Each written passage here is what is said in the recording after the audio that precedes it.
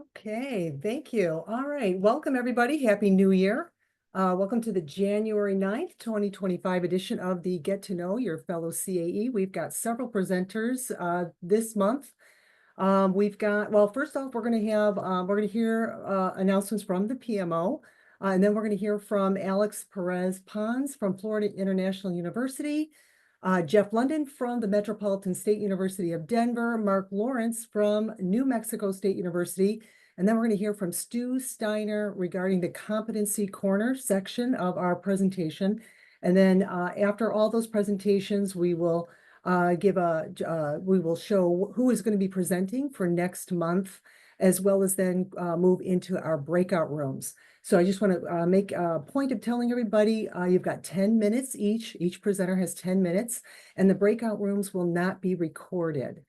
Okay, so with further ado, how about we're going to hear from announcements from the PMO by Yair Levy. Hi, everyone. So those of you who don't know, today is a federal holiday, and the PMO asked me to actually update everyone on their behalf. And he requested to remind everyone about the annual reports that are due for everyone. According to her stat, about 50% of us still have not submitted. I submitted my CD, but not R, so I'm working on my R. But those of you who have multiple designation, make sure that you submit all your annual reports for the multiple designations and complete that before the end of January, right? The deadline. The second item I want to share is remind everyone about this upcoming symposium. We requested the community to just push the call for the CD track. I'm going to put it in the chat area. So if Vanessa did get that out.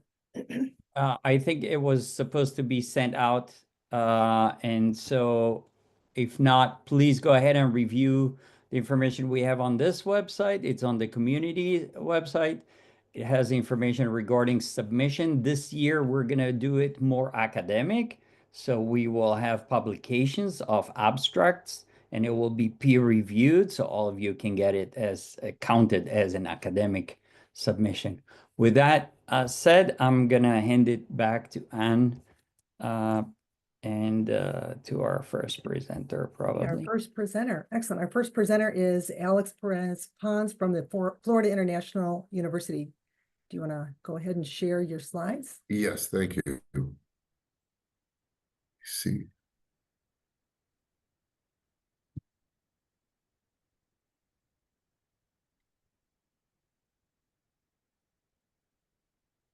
Try to find them. Let's see. Here we go.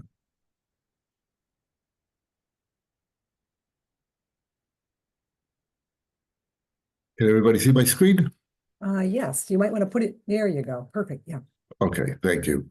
All right, so welcome and thank you for having me. It's very a pleasure to be able to kind of give you some information about our POS and our CD designation and give you a little bit of an insight about how FIU is structured when it comes to cybersecurity. So again, I'm an associate professor with Florida International University. I'm in the Electrical and Computer Engineering Department, and we have been a part of the CAE community since 2013 when we achieved the CD and then subsequently the R. So those have been since that time period we have been involved, and we've seen a lot of enhancements in the process of becoming, I remember that the first couple of times doing this, it was so laborious in the sense of there wasn't a tool available that we could use nowadays. So great advancements, and again, it's been streamlined. So I truly do enjoy it. And by the way, I've got my reports almost done. The tool has helped quite a bit. So definitely, jump on there and get it done because again, it was done pretty rapidly. And the nice thing is that if you've already done it in the past, you can leverage a lot of the work you've done in reporting in the past in order to build your report for this year. So again, it's just a plug in there to get the reports done for everybody. So a little bit about our program. So we have our we have two POSs. The first one was the one that we initiated this whole process with back in 2013, which is a BS in computer engineering, concentration in cyber defense. Back then, it really wasn't the cyber defense. It was just a BS in computer engineering with some selected courses.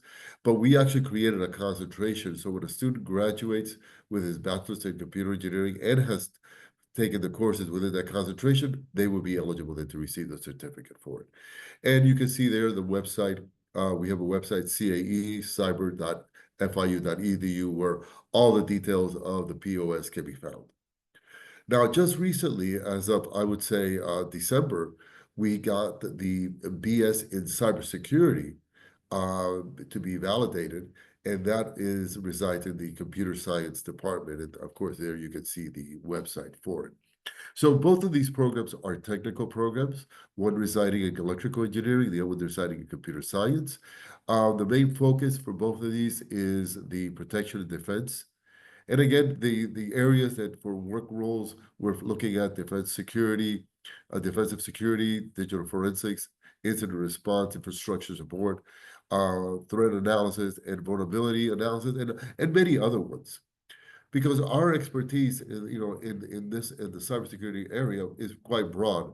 You'll see later on that we have a lot of research going on. We have a lot of faculty involved, and so we're a lot of it. We're highly invested in network security, privacy and security, web, digital forensics, embedded hardware security, and then a lot of work with AI and cyber. And a lot of the research that we have been doing is with either digital twin virtualization and utilizing AI for all sorts of tasks, like, and we'll mention some of these, like malware generation or anomaly detections and so on. So to give you a little bit of idea of what the structure is, we have so cybersecurity is really kind of broadly defined across the university. So we have the cybersecurity at FIU. There are several pillars that we focus on. So cybersecurity foundations, workforce development, international capacity building, smart city living, and cybersecurity forensics, infrastructure, and security. These are the core thrust for the university in general. And then the departments that are supporting this reside in College of Engineering, the School of International and Public Affairs, College of Business, College of Law, and then the College of Arts and Sciences. So as you can see, the commitment from FIU on cybersecurity is quite broad, and many of these different departments are looking at acquiring POS in the near future. So along those lines, I can mention that we're looking at, in the electrical engineering department, we're looking at the MS in computer engineering with a specialization in network security to be the next POS. With that said, we also have 2 new programs that we've launched as of the past fall. The MS in Applied AI and IoT and the BS in Applied AI and IoT, which we'll be also looking at making them the next POS that we'll pursue in my department. In computer science, I know that they have an ongoing master's in cybersecurity that already has met the time requirements. So I would imagine that they will be moving forward in the near future in making that program a POS.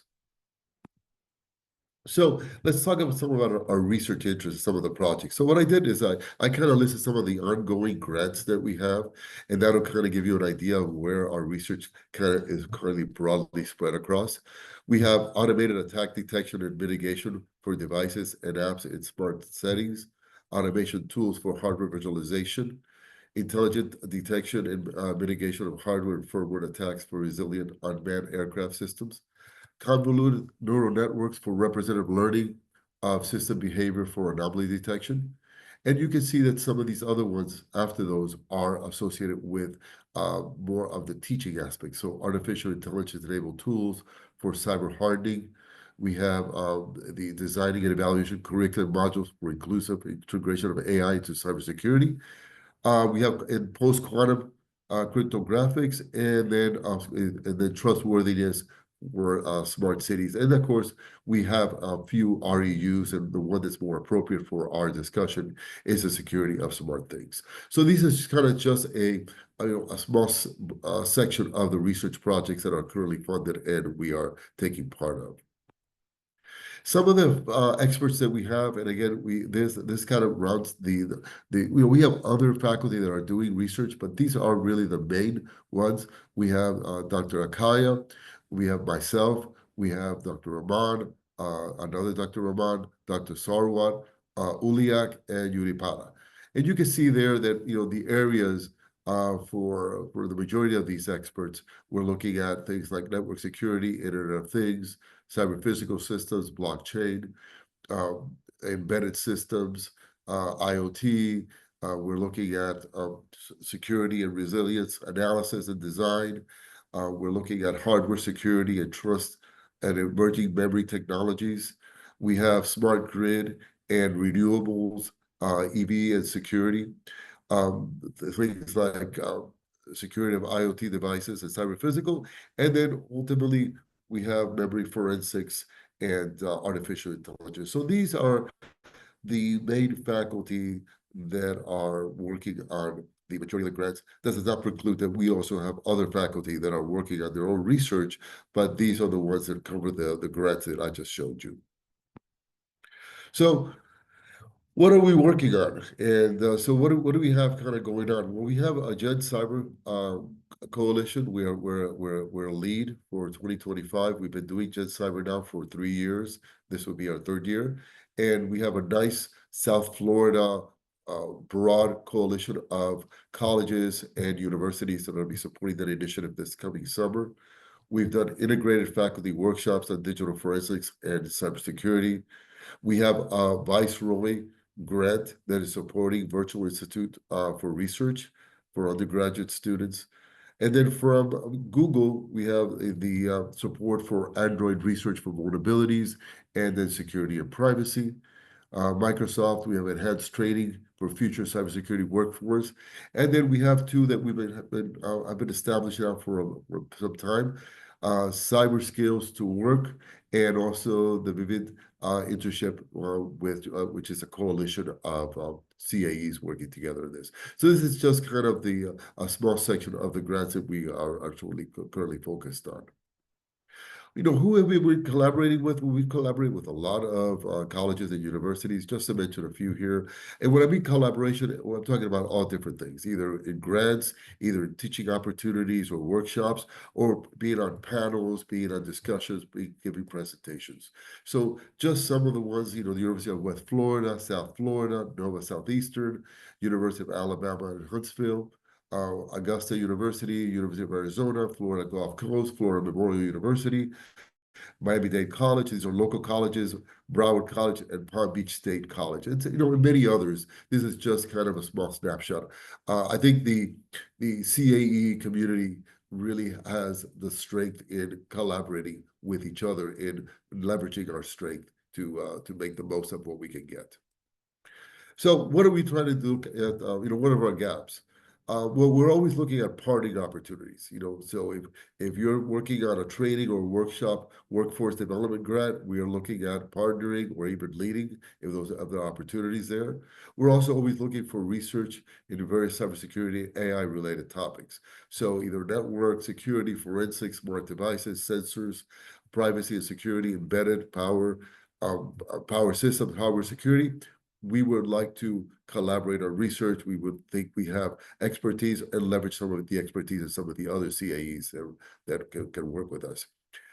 In the area of cyber AI, well, a lot of work in anomaly detection, secure programming, log analysis, malware generation, and obfuscation. So we're doing work in using some of the large language models and generative AI for either malware generation or obfuscation. And that's kind of interesting work that we would love to kind of expand and grow that area. So a little bit about FIU as I wind down my presentation. I don't want to take too long. We have about 58,000 students. That's kind of the average. Sometimes we'll get over 60,000, depending upon the enrollment. We're the 2nd largest in Florida and the 5th largest in the United States by enrollment. and the second largest HSI in the US. We are an R1 university, and FIU is truly committed to cybersecurity. We have been designated by the state of Florida as a preeminent institution in research for cybersecurity. A little bit of our demographics. Again, this fluctuates quite a bit sometimes. At FIU, 62% are Hispanics, 12% are white, non-Hispanic, 13% are Black. If you look at my department, it kind of parallels a lot of what I just talked about. 60% are Hispanic, 7% are white, non-Hispanic, 8% are Black. If you look at the ratio of males to females, we see that in the overall the university is about 44 to 56% males to females. We have in the masters about 39 to 61. So we have more females in both in BS and in the master's program. And in the PhD is about 50-50 in that sense. In our department, unfortunately, we don't see that same ratio reflected. We see that we have 90% males and females for BS, about 80% to about 20% for masters. And again, that's also the same for our PhD. Finally, what are we looking to do? We're looking to collaborate. Collaboration among CAEs is a key component that we are always looking for ways to support and to lead projects. We believe that CAE grant solicitations are essential to support this collaboration that I just mentioned. Students are very interested in the certification and scholarship opportunities. And finally, I just want to, in closing, let's find ways to engage and collaborate in competitions, grants, and in training programs. So that's all I have. If there are any questions, I will take them now. Actually, thank you very much. We're going to hold off on questions and save those for the breakout room. Okay, thank you. But thank you very much. Great presentation. Okay, next up is Jeff London from Metropolitan State University of Denver. Hey folks, can you hear me? Yes, thank you. I have a co-presenter today. His name is Klaus Streicher. And my name is Klaus. Are you there? Can you? I sure am. I'm just trying to get the share up right now. Okay, so Klaus is going to handle the slides. My name is Jeff London, and it was kind of interesting to see Miami-Dade College mentioned in our last presentation by Dr. Perez-Pons. I grew up in Miami, and I'm a graduate of Miami-Dade Community College.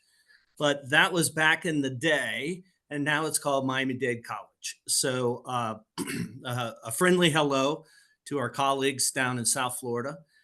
In Denver, we have a snowstorm. So I imagine in Miami right now, it's hopefully a little bit warmer.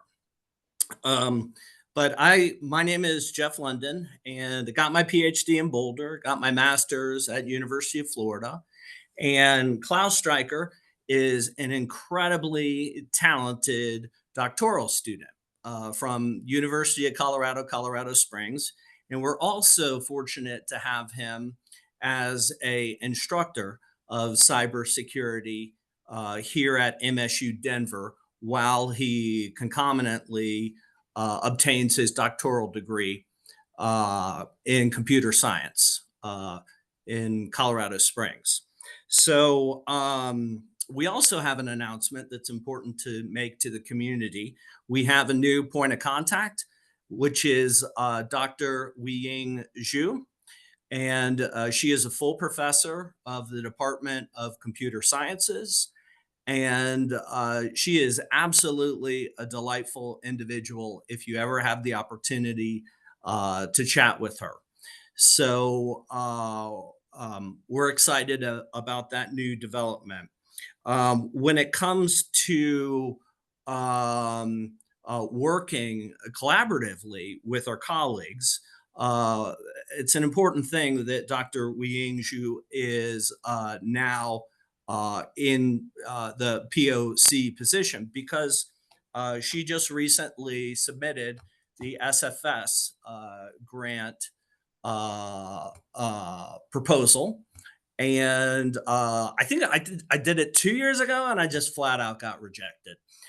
For those of you that do a lot of grant work, you know, rejection is all part of the game.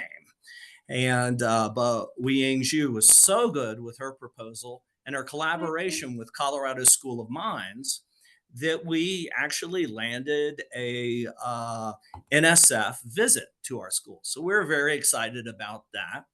And we'll talk about some of our grant activity as we move forward. Our POS right now is a BS in cybersecurity.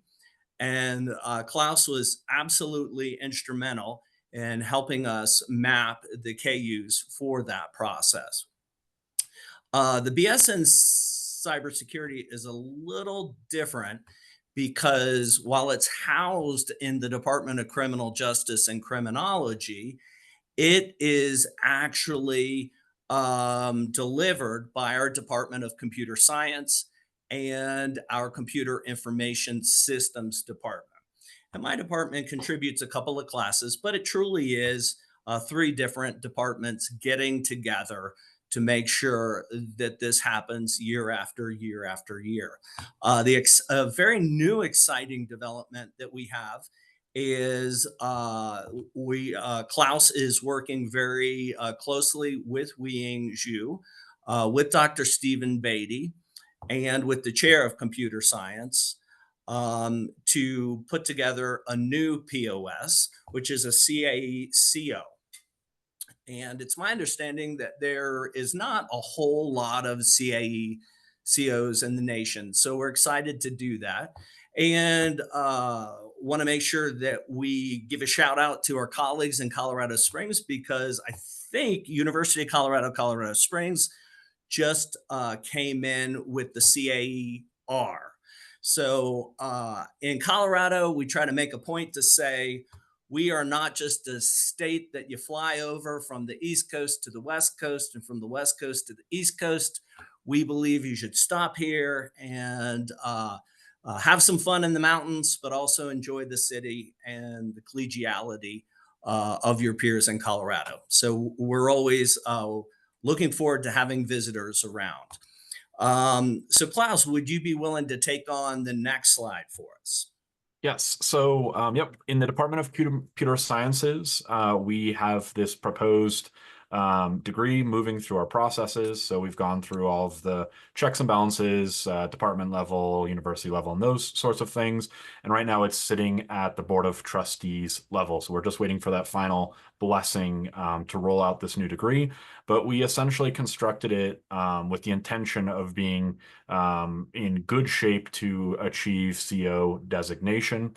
And so with that, we started off with kind of some of our areas of expertise, right? We have a really strong computer science department, which we'll talk more about later, but we used kind of that strong low-level programming at the assembly level and those sorts of areas of expertise to create kind of like a computer science core.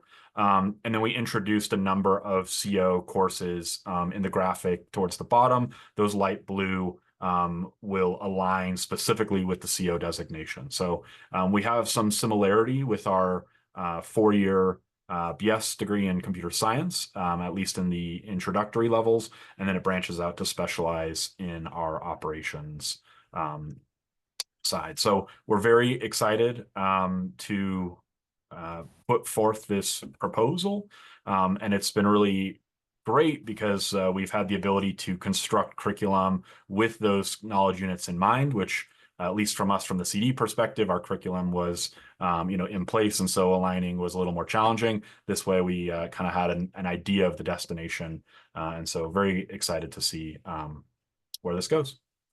And I think that's back over to you, Jeff. Okay, so we will push through this pretty quickly because I have a tendency to babble and build tangents upon other tangents. But some of the things that we're doing that's interesting right now is our Dean of Engineering is an expert in the creation and monitoring of honeypots. So there's always some interesting work going around with Dr. Beatty. And we are also working with scholars on campus that focus on human trafficking and interacting with some of those scholars in the laboratory to combat against human trafficking, and helping them negotiate some maybe dodgy parts of the web to help forward their thinking and some of their constructions to make sure that we are ultimately creating a safer space for some of the members of our community. The other thing is Klaus is a really humble guy, and he just came back from Washington D.C., where he presented at the National Defense University when he discussed analyzing real world cyber threat frameworks. So I thought that was pretty cool. Sorry about that, Klaus, but I had to give a shout out to you on that. Let's take a look at our next slide. And Klaus, why don't you go ahead and just briefly go through that one for me? Yes. So we kind of touched base on this idea that we have this criminal justice housed cybersecurity BS. We have this proposed CO aligned computer science BS. So we're calling that the cybersecurity and computing degree. And so the way that we have our expertise, at least in the context of our computer science department and the university at large, is this cybersecurity and computing degree is going to be very technical focused, very kind of foundational CS concepts, some computer engineering concepts in there as well. And so our current cybersecurity degree, the criminal justice informed one, is shifting more towards a governance, risk, and compliance perspective, right? And so we're going to have some technical depth there, but with the intention of more from a policy, legal perspective on that degree. So we have a highly technical and then a GRC one. The other area of expertise we have within our Department of Computer Science is we just recently introduced a Bachelor's of Science in Data Science and Machine Learning. So we call that our DSML degree. And we are fortunate to have some folks from Facebook and some other faculty members to bring in some industry experience to create a really awesome machine learning degree. So we're very excited about that, and looking forward to potentially creating some collaborations between our data science degree and our cybersecurity tracks and faculty. So a lot of cool opportunities there. Back over to you, Jeff. Okay, one of the things that is really amazing about the CAE community is it opens up the opportunity for a school like ours, which is primarily a teaching institution with a couple of master's degrees, with a population of 17,000 students. I think many of them are first generation students. We are a Hispanic serving institution, but we all, like many of you, have a significant teaching load. And whenever you have a significant teaching load, grant writing, obtaining grants, and delivering grants can be challenging. So to have access to some of the RFPs that are out there that are associated with the CAE community, for me as a grant writer, and I'm a professor of criminology, is really exciting because you can really do some pretty cool different things. So recently we landed the DoD CSA Annex 2 scholarship, which is a capacity building scholarship to deliver the DoD CSA scholarship on campus. The year before that, we landed the DoD CYSP, which now changed its name to the DoD CSA. And before that, we landed something which was a little bit of a, not a little bit, it was definitely a pass through from Fordham University. If any of you know Thayer, he's about one of the nicest guys you could meet. And we had a wonderful opportunity to collaborate with a very small rural university that is down in southern Colorado, very isolated. And we were able to work with them on their curriculum with another professor down there to help them set up their 2-year program so that it could possibly be linked to the CAE KUs. And that was awesome. The drive was pretty long. But it was kind of a great experience for us as a larger HSI to work with a much smaller HSI. And it gave us an opportunity to practice gratitude and think about all of the resources and tools and professors that we have at a larger institution of about 17,000 students when working with a much smaller institution. So Klaus, could we look at the next slide? And we mentioned our collaboration through Weiying with the Colorado School of Mines. We still haven't heard back from NSF, so we're still waiting to hear back on that. And we talked a little bit about our collaboration with Trinidad State University. And we are working with a private university, University of Denver, on some activities and competitions for our students. One thing that we're also doing is I'm chair of an organization called the Mountain West Cybersecurity Consortium. And Klaus is vice chair of that consortium. And once a semester, we try to get all of the professors associated with our Rocky Mountain region together, either virtually or in person. I think Joe Murdoch mentioned it best. He said it's sort of like we're all in our garages working on different things, but we all live on the same block. And Mountain West Cybersecurity Consortium is all about just everybody having a little bit of a block party, opening up all of their garages, walking around, saying hi, and getting a little tour of what each person is doing.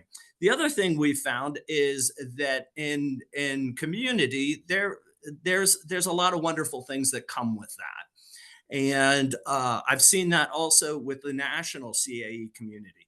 I know you're going to worry about me, but I really enjoy writing grants. And I really enjoy coming to the CAE conference meetings. And I enjoy meeting this crowd and learning from this crowd. And I even enjoy going to DEF CON and things like that. So I have found community to be something that really helps refuel me. Klaus, could we move to the next slide? All right, I'm going to go ahead and let you take that over, Klaus. And I think we're coming close to the end, and I apologize for going a couple of minutes over. Yep. So just looking at some enhancements or gaps that we currently have. One of the components that we're looking for is if anyone has good experience with digital forensics that doesn't require a lot of labor from a faculty perspective. We have a number of adjuncts with great industry experience, but don't necessarily have the time or capability to build out extensive digital forensics labs for our computer forensics coursework. We've explored a number of resources out there. Some of them have gating and costs and all sorts of associated things. So just interested in maybe what FOSS resources are out there that someone might be aware of to kind of help assist some of our adjuncts that have the skill set, have the expertise, but maybe don't necessarily have the time to generate labs, in our current format. The second thing that in our CO proposed curriculum, that's our cybersecurity and computing degree. We do have a number of, well, actually, no, we do have heavy focus on software reverse engineering. And I am aware of some free tools, right? Ghidra is obviously one of those, and Radar and those sorts of things. But we're just interested in if anyone had any experience with IDA from an academic perspective and what the licensing is. They tend to be, from my industry experience, somewhat sticklers about licensing, so I assume not, but I'm interested in any experience from the software reverse engineering side of things. In there, and I think actually maybe ended up in the wrong category also, is from the mobile side of things. What we're interested in, any feedback or information about Celebrite or similar software and the experience of having faculty bring that into the classroom. And then lastly, with the new proposal, I believe we're potentially opening up lines. I don't know anything about that. That's way above my pay grade, but I do know that we're looking for people with CO experience from industry, military backgrounds, or what have you, but specifically from the computer science, computer engineering, or EE side of expertise, right? So not looking for the kind of legal governance, risk, and compliance side of the house. And then I think Dr. Linden, Jeff kind of touched on these. I'll let you wrap up our infographic, and I think we're pretty much at the end. So over to you, Jeff. Well, I just want to say one of the things that I love about this line of work is you learn 90 million things at 8:45 a.m. every day. And I love the idea that we are trying to drink from a fire hose, which sometimes can be painful. But I love the idea that this discipline is just evolving so quickly and it seems to be forever green. But more than anything, what I love is working with our students because our students were a lot like me, first generation students who weren't coming from a prestigious pedigree of education. And right now we have about 1,000 graduate students, 16,000 students. The vast majority of our students are working. So if you come back and you talk to them, how was break? They're like, I worked.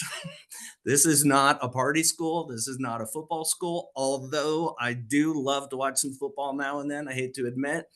And but this is a school where students are putting their nose to the grindstone, and many of them, many of my students have served in the military. Those are some of my absolutely best students in terms of leadership, in terms of presenting and mentoring other students. They're a little slightly older, but they contribute to the diversity and the maturity of our classroom.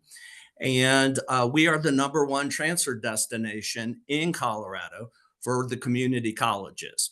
And we have a very large percentage of first generation college students. So while we are not the biggest, I think we're third in terms of the state of Colorado. I think it's Boulder first, then Fort Collins next, and then MSU Denver. And but I would say that we have a program that is growing, and the contribution from the Department of Computer Sciences working toward this new CAE CO is something that we're all really excited about. So although we aren't the biggest, we are mighty in our spirit. And we love the work that we do. And probably the favorite part of our day is working with our students. But at the same time, we tend to grow a lot when we work with the CAE community and the other professors out there. So I want to say thank you to you all. And I think, Klaus, I think we are a full 20 minutes. So that is 100% overtime, and we apologize for that. But thank you so much for taking the time to listen and learn more about our program. Thank you. Thank you so much. Okay, I hope we don't run out of time in general. Okay, Mark Lawrence is up next. You're from New Mexico State University. Perfect. Okay, everyone can see my screen. Everything's working perfectly. Yes. Fantastic. Hello, everyone. Now I'm going to stay with the script because I will go down the rabbit hole and take all sorts of time. So So thank you for being here. My name is Mark Lawrence, and I'm excited to talk about New Mexico State University and our involvement as a center of academic excellence in cyber defense. Now, I just wanted to show you what our valley looks like. Now, up in the Rockies, we're the very southern Rockies, and almost down to the very end of it, we're in the Rio Grande Valley, where Mexico, Texas, and New Mexico collide. Our current validated program of study at New Mexico State is the Bachelor of Information and Communication Technology. This program is offered through the Department of Engineering, Technology, and Surveying Engineering, which is part of the College of Engineering. And if you'd like to learn more about the program, you can check out the details in the link provided. At the moment, this is our only validated program of study, so we don't have any additional ones. The focus of this program is on implementation and operation, providing students with hands-on skills in two key areas: network operations and system administration. These are foundational skills that prepare our students to succeed in cybersecurity and related fields. Our next step at NMSU is enhancing our computer science department's cybersecurity program to add an additional CAE CD designation. This will allow us to expand opportunities for our students and strengthen our role in cybersecurity education. While the Engineering, Technology, and Surveying Engineering Department isn't currently designated as a research-focused program within the College of Engineering, we're taking steps to change that. One of the priorities is expanding our faculty to create more opportunities for meaningful research. By bringing in experts across various disciplines, we're positioning ourselves to take on larger collaborative projects that address critical challenges in cybersecurity and beyond. This growth reflects our commitment to not only providing top-tier education, but also contributing to the broader field of cybersecurity research. We're excited about what's ahead and look forward to forging partnerships with other institutions to advance this mission. At NMSU, we take pride in delivering a comprehensive educational foundation that integrates a strong focus on cybersecurity right from day one. Students in our program have the flexibility to tailor their education by choosing from 4 distinct pathways: cyber defense, networking technologies, software development, or a generic track with no specific concentration for those seeking a broader skill set. Each of these pathways is built on a robust cyber core, ensuring that all of our graduates gain the essential knowledge and technical skills to succeed in today's cybersecurity landscape. One of the things we're most proud of is the flexibility of our program. We understand that every student is different, and we're committed to providing the resources, support, and adaptability that they need to reach their full potential. This unwavering focus on student success is at the heart of everything we do in our program. Within our department, we've been actively working on exciting grad opportunities that align with our mission to innovate and advance technology and education. One major grant we've submitted recently is a $1.5 million proposal to the National Science Foundation. This project, titled Rehabilitation Evaluation of Neurologic Motor Disorders Using Wearable Biosensors and Anomaly Detection of High-Dimensional Time Series Models. That's the first time I've been able to say that publicly without an oops. Is a collaborative effort with several institutions, including the University of Texas at El Paso and the University of Tennessee at Chattanooga.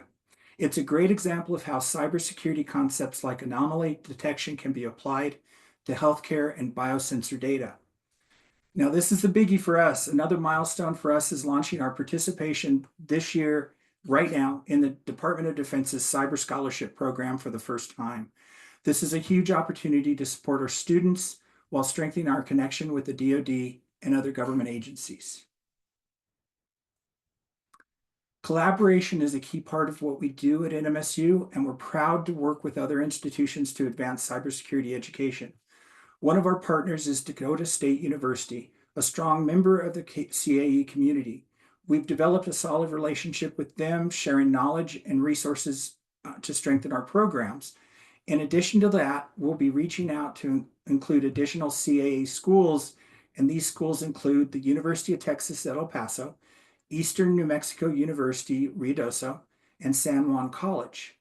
These collaborations not only help our schools achieve their goals, but also build a stronger cybersecurity education ecosystem overall. We're always open to forging new partnerships or lending a hand to other institutions within the CAE community. If your institution would like to collaborate, we'd love to connect. Like many institutions, we're always striving to improve and evolve. One of the areas where we face challenges is navigating the CAE system. As a relatively new CAE, and again on our face sheet said we just started this in 2024, we're still working to gain a deeper understanding of the system and how to make the most of many resources available. The sheer abundance of opportunities and tools can sometimes feel overwhelming, and knowing how to prioritize or implement them effectively is an area where we could use guidance.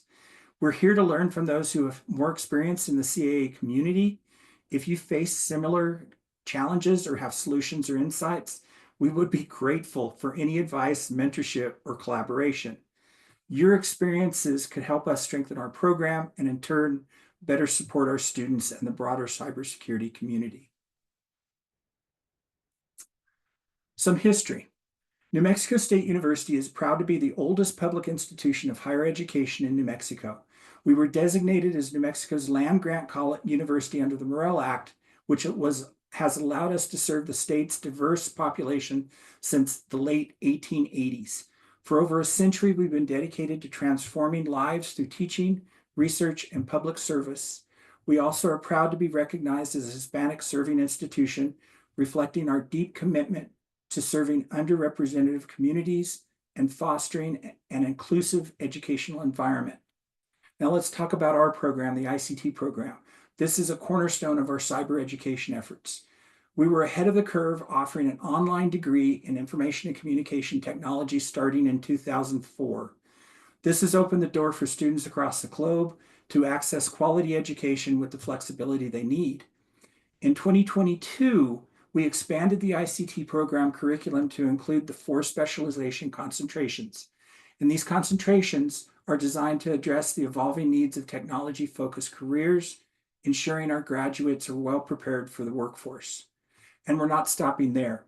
The ICT program is on track to achieve ABET accreditation by August 2025. Officially, the paperwork will come down, which will further establish us as a leader in technology education and highlight the rigorous standards of our program. These are just a few ways NMSU is working to advance cybersecurity education and support our students' success. Of course, we're excited about where we've come from, and we're even more excited about where we're headed. And thank you, and I apologize for kind of zooming through this, but we're catching up a little bit on time. So thank you all. Thank you. What a beautiful picture of your campus as well. Thank you. Very nice. Okay, next up is Stu Steiner. He's going to give us reflections on writing competency statements for re-designation purposes in the Competency Corner. And did you want to kick me for breakout rooms? Because you're not going to have enough time for breakout rooms, are you? We often go over actually 3 o'clock. So the people who can stay Okay. do stay. So now we're going to definitely give you a breakout room. That's fine. Not a problem. Gotta click on the right slide there. Okay. Hi, I'm Stu Steiner with Eastern Washington University. I'm actually an associate professor now. I just got promoted, just so you know. Congratulations. Thank you. So I'm talking about my reflections on writing competencies for redesignation. Get to the right slide here. Come on, computer screen. There we go. We were a Cycle 0 designated CD school. We have 2 POSs, and we just submitted our checklist for CO. I went to multiple trainings on competencies. The very first competency I wrote in the very first training, which I want to say was in Louisville, but I can't remember. And when I went back to UCCS in November, I realized very quickly that my competency, the first one I wrote, was a very hot mess, and I'll show it to you and explain to you why in a minute. So looking to the future, because I'm always a future guy, and especially with the NSA requiring us, or the DOD, or whatever we're calling them now, requiring us to have competency statements, have your workforce roles, your 3 workforce roles, all that stuff. We've aligned with the DCWF. We have 6 that are complete, 1 that is in review, 1 that is in draft, and 2 more that I need to write. I just need to sit down and actually write them. I know exactly what they are. But we're actually going back and rewriting some of the 6 that have already been approved. And you're probably asking me, why? Am I crazy? And the answer is yes. There are 4 simple reasons. First of all, the redesignation report. It was easy to go through the motions and write a competency that matched the requirement, got reviewed and accepted, but doesn't really say anything. I'll explain that in a minute when I show it to you. At some point, we're going to have to assess these in the community on your annual report. At some point, in my mind, down the road, couple 3 years, we're going to have to write how we're assessing these.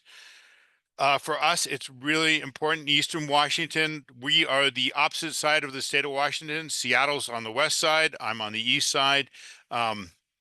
We are in the middle of nowhere. And you and I have had this conversation before. You know, the closest thing for my students is 600 miles away, and that's on the west side. And then it gets further than that. Denver, Salt Lake, San Diego, that's where my students are going to have to go if they want to stay in the Pacific Northwest in any kind of region. And so we need that employability piece, and that's really important in the competencies and cyber operations. At some time, again, after we get cyber operations designated, we'll have to have competencies for cyber operations, and I want to make sure that we cover those correctly. So I'm going to pop over to different screen. I'm gonna pop over this screen right here. And so you can see here on this screen is my very first competency I wrote, and it meets the requirements, but it's not a lot of detail. For me, particularly the degree right here. So in the degree, I don't know if you've looked at the competency tool. It's an incredible tool written by Paige Flores' team in at the Clark Center. In the degree, it has two optional categories and a required category, and the required category is time. And so the optional categories are complete correctness and I can't remember off the top of my head. We'll talk about it in a minute. And then employability, I just listed some things here. And I'm actually reworking on this one, not right now, but I'm going to rework on it. So if you want to see what the newer ones look like, my one in review is a much better competency. You can see here in the degree, I talk about what that completeness is. And I can go into much more detail on this about how do they know, but in this case, it's 75% known vulnerabilities. They have to maintain 100% uptime, where on average is about 30% uptime. The goal is to maintain 100, but on average is 30%, so they want to be better than 30%. It's an 8-hour competition. But look at the employability. Look at all of these things now that the students can list on their resumes. And we've actually, in the next step, taken it so the students are listing on their resume in some kind of fashion that they have this workforce role that they're knowledgeable about. It depends on the resume, obviously, but when they're applying for a DoD position, which a lot of my students are applying for because that's the only way they're going to get good jobs, because everything on the west side, if you want to go cybersecurity, you're going to have to move to the west side, Seattle area, and fight against UW, all the other schools on the west side. And that's good. I mean, our students do get jobs on the west side, but if you want a better job and have that sense of service, you're going to go work for the federal government and the DoD in some fashion. And so what we do is we have them put on their resume their workforce role, and then we have them list these employability things on their resume. And we have some students have gone as far as listing the task on the resume. On resumes, you know, there's a kind of, I've always been trained on my resumes for the students that if you list a skill like, you know, programming language, it needs to appear in 2 other places on your resume. And that's the exact same thing we're doing with the workforce roles and the tasks. If you list a task on your resume, it needs to appear in 2 other bullet points in some fashion so the DoD can look back at it and say, yes, they have this skill set, and you're proving it then with the employability statements you also make. So that it was a very quick, very quick. Let's see if I can get back to my slides here. Hang on, come over here, click on that button. So thanks to Zoe, thanks to Vincent, Paige and her team, and the community writ large, because you're all great and you're all very supportive. There's my contact info if anybody really cares about it. And I'm quickly done, so I only went about 7 minutes. That's good. Perfect. Outstanding. Thank you.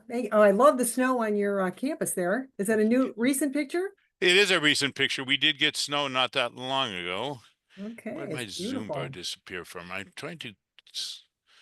All right. Well, we're going to keep moving just for sake of time. It's actually, thank you so much, Stu. That was very, very good. Okay, I don't think Gretchen is here.